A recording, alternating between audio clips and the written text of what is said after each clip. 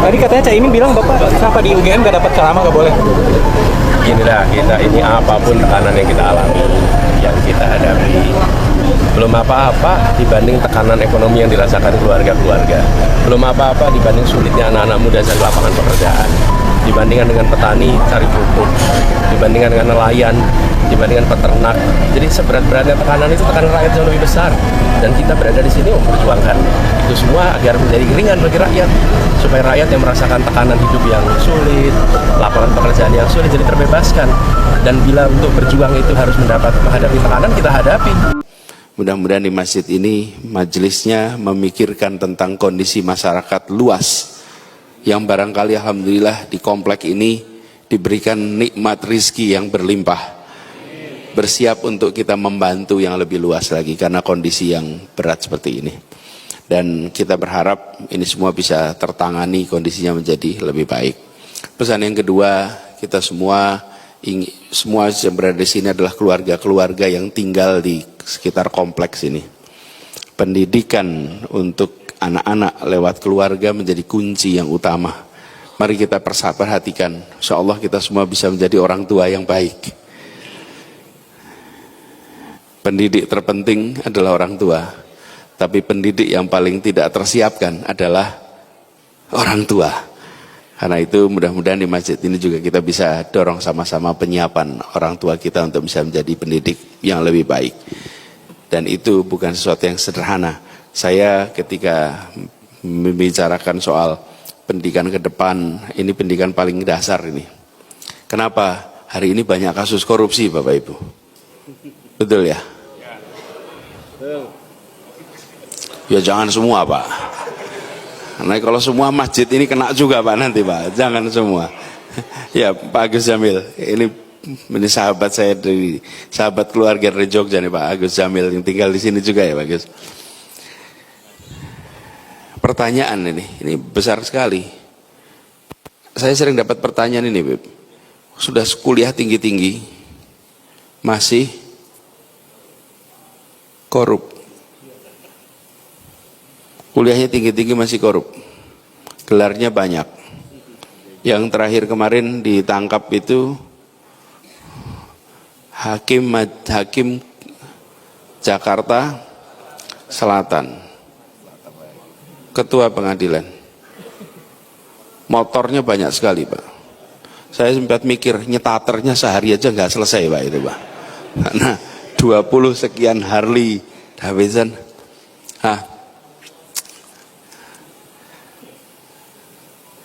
Lalu ada pertanyaan sederhana, ini orang-orang ini sudah kuliah tinggi-tinggi, kok ya masih korup? Saya sering refleksi Bos sekalian. Kelihatannya bukan masalah di kampusnya ini. Karena kalau di kampus itu diajarinya penelitian, metode ilmiah, menulis paper, itu di kampus. Kalau belajar kejujuran itu mulainya di mana Bapak Ibu? Di rumah, di keluarga Bapak Ibu. Jadi ini salahnya bukan di perguruan tingginya saja. Pondasinya di mana itu? Di rumah. Di pendidikan usia dini. Dan usia dini itu di mana?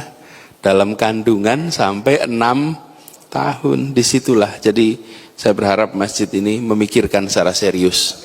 Karena kita tidak bisa memerangi ini di ujung. Penegak hukum bisa menangkap, tapi kalau suplainya terus-menerus nggak pernah selesai Pak. Seperti narkoba.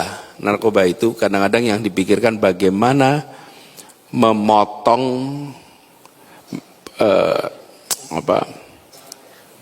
mata rantai, menangkap pelaku distributor, tapi yang sering tidak dikerjakan adalah memotong demand-nya, permintaannya. Selama masih ada permintaan narkoba, maka akan ada supply. Nah, yang dipikirkan selalu memotong supply, nangkap distributor, nangkap bandar. Nah, supply-nya tidak pernah dipikirkan bagaimana demand-nya tidak pernah selama ada permintaan akan selalu ada. Nah, selama kita tidak memotong korupsi ini akan jadi PR. Insyaallah kita semua nanti dilindungi dari segala macam praktek-praktek korupsi seperti ini dan bangsa kita segera diangkat persoalan ini. Ibu sekalian, para alim ulama, para habaib, saya mohon izin tidak bisa meneruskan lebih lama. InsyaAllah waktu berikutnya kita ngobrol yang lebih tumak ninah.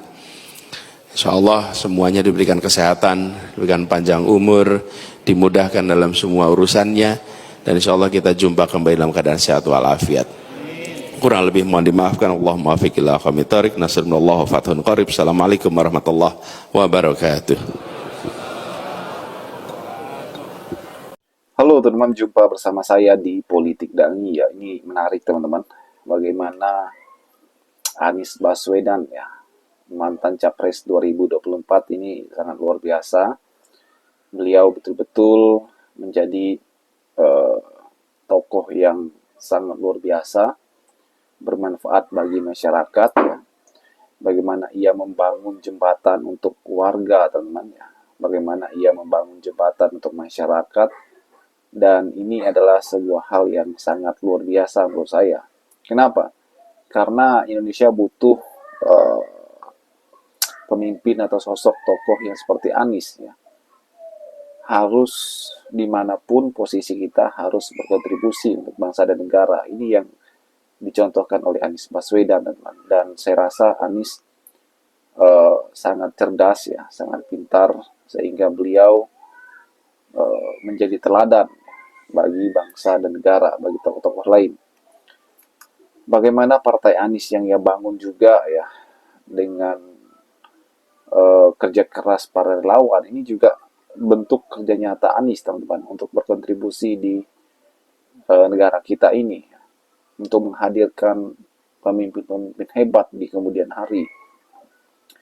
Anies juga seorang yang mengajar di kampus ya saat ini, dan kita tahu bagaimana kecerdasan Anies ini kalau diskusi dengan para mahasiswa teman-teman.